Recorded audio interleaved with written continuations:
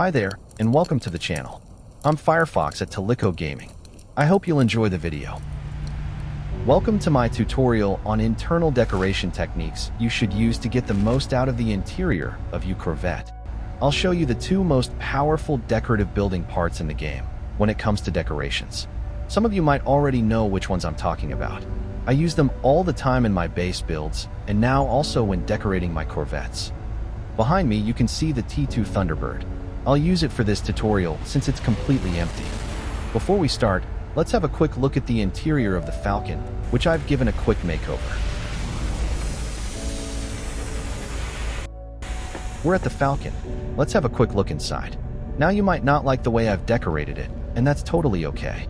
This is just to give you a very basic idea of what we're going to do in the Thunderbird.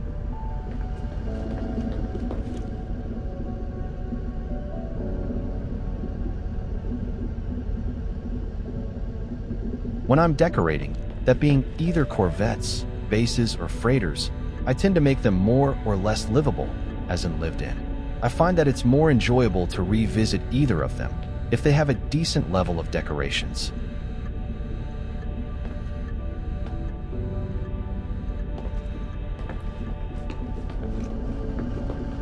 Now let's get back to the Thunderbird and do some decorations. We're back. Let's go inside and have a look.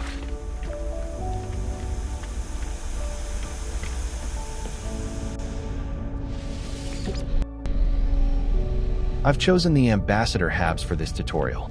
You can choose the ones you like. The techniques are the same no matter which hab you use. Let's have a look at the two most powerful decorative building parts, the locker and the small box. They have even surfaces, are scalable, and they stay in place even when parts they intersect with are deleted.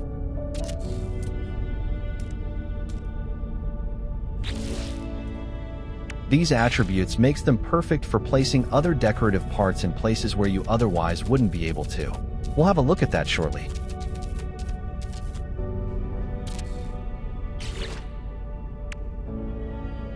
Now let's place some utility modules so that we have a few different surfaces to put stuff onto.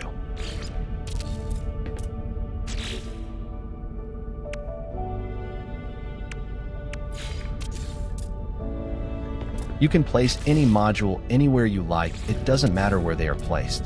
The techniques are still the same.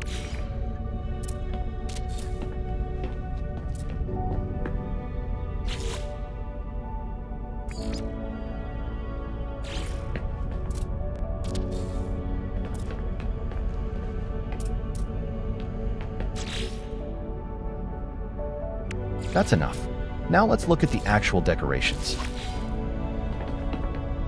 Let me just set our placement tools aside, just to give us some room to move around.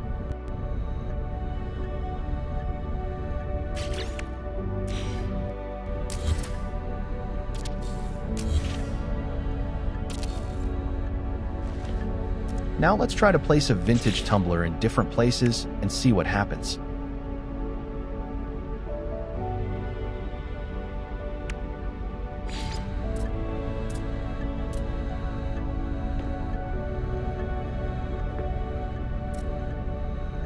Notice that it tends to sink into the surfaces, and some places you can't place it without going into free placement mode.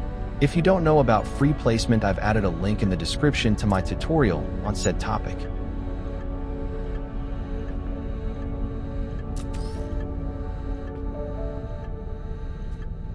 Even with free placement enabled, you can't position the tumbler on the shelves.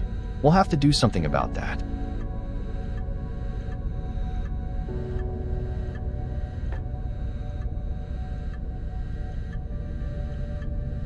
Now let's use our positioning tools to overcome our obstacles. Grab the cabinet and adjust its height so that it fits perfectly with the table.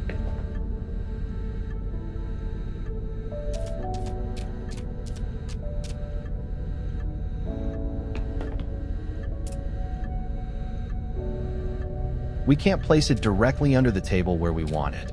We have to slide it under the table as much as we can and use its position as a guideline.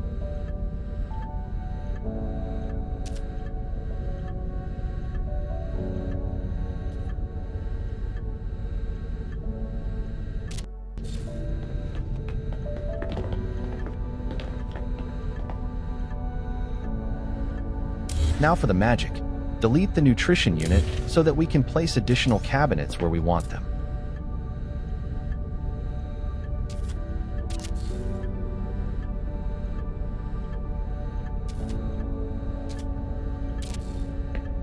Now place a couple of items on top of the cabinets, like so.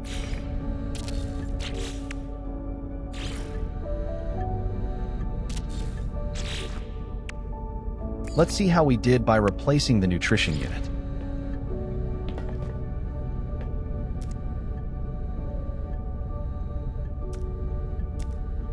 I forgot I had free placement enabled.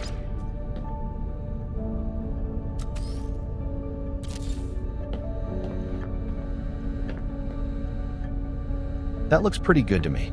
The tumbler sits perfectly on the table.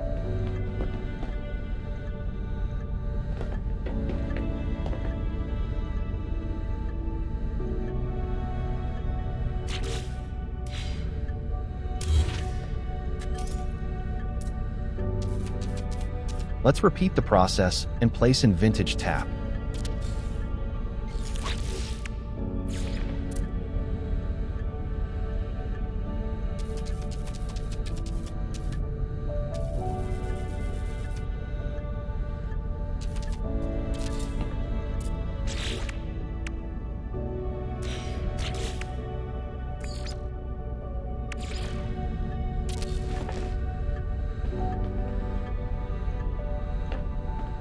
It doesn't sit perfectly, but you get the idea.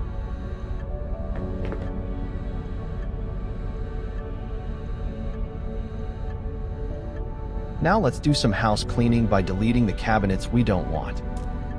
Oops, didn't want to delete the nutrition unit.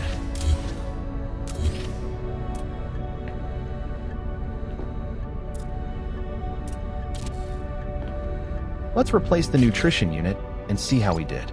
The vintage tap isn't perfect, but that's for you to fiddle with.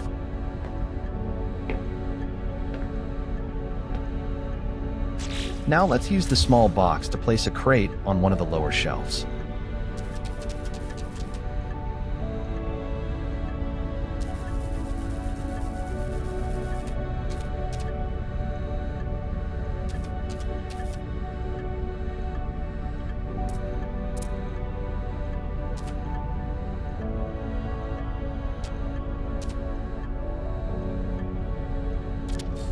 That looks okay to me.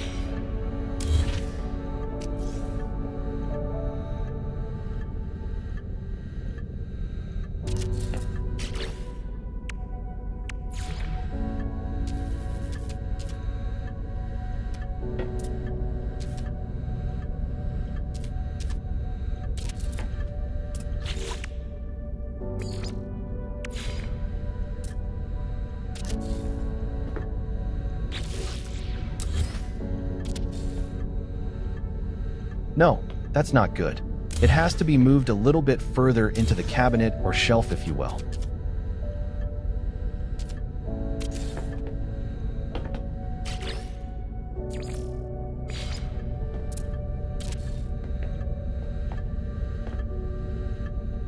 It's okay. Now let's remove the boxes.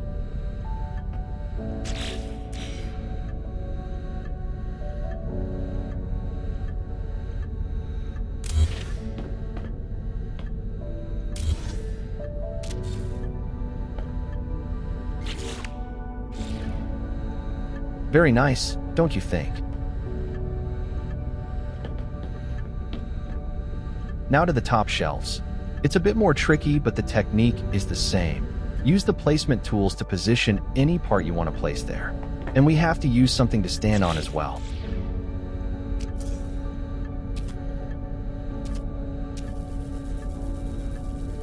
We need to elevate ourselves to get access to the shelves.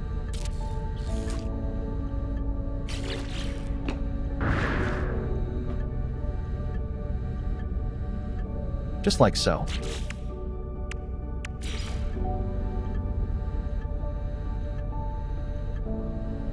As you can see, parts will sink into the surface just a little bit. If that's okay with you, then you're home free. So just go with it.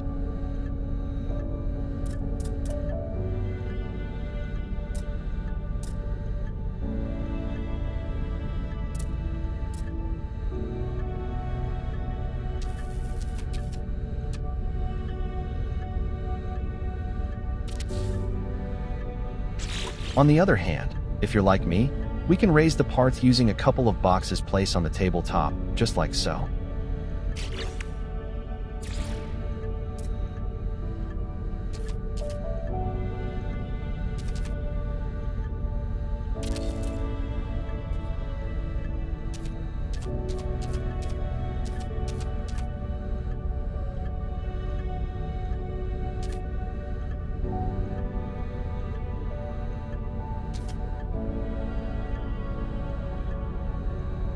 That's good enough.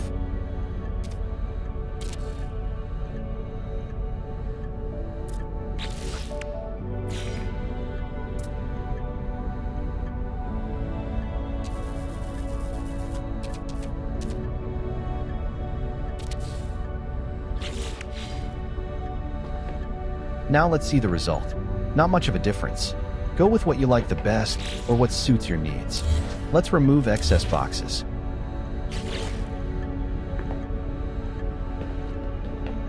Now let's have a look at the cockpit and try to place a few decorative parts in it.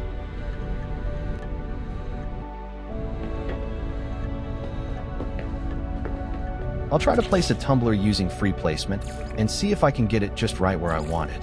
As you can see, it's quite difficult. The part you are trying to place will start to hover the closer you place it at the windows.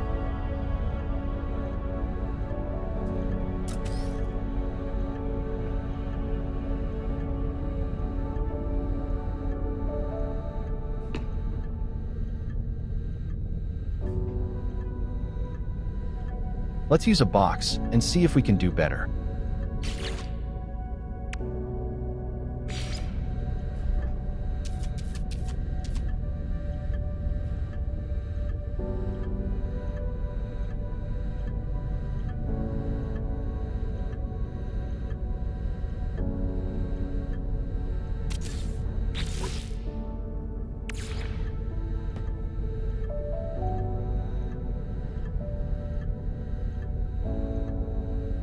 It will still tend to hover.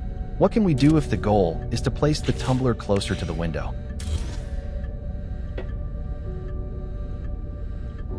Unfortunately, there is nothing we can do about that. At least I haven't found a viable solution yet, which will allow us to do so.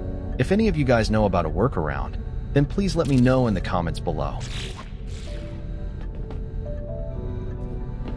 Let me clean up the build and finish this tutorial. I tried a lot of different ways to get closer to the window, even deleting the cockpit and building from the outside. A word of caution, do not delete the cockpit or any of the habs. As you can see, it will remove most of the adjacent decorations. I didn't expect that, however it happened. So do not meddle with the habs or the cockpit once you've started decorating your ship.